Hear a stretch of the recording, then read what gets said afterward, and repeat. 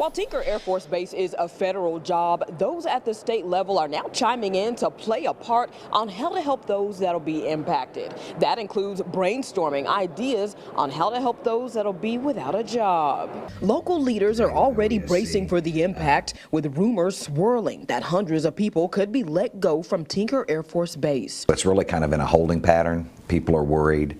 KOCO confirmed Tinker provided the Pentagon with a list of the probationary workforce as the White House looks to reduce the number of civilians at the federal level. My district literally butts up to a big portion of the west side of Tinker. I mean, literally just right across the street. Tinker is one of the most important air bases in the entire U.S. military, and I think to cut anybody at Tinker without any forethought is a little concerning. Mark Mann says his office has been flooded with concerns on what will happen to the workers and the economy of the area he represents. What we've done at our office has been in contact since yesterday morning with OESC.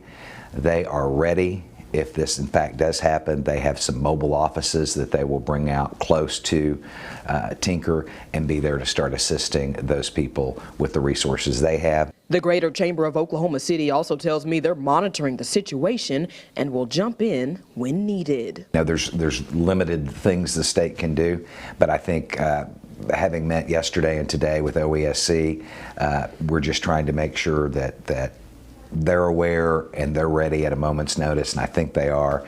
And so the resources we have available, I think, will be ready when and if this happens. And the Pentagon told me they have not yet been given a direction to execute layoffs at this time. When we reached out to Tinker, they told me everybody was there and hard at work.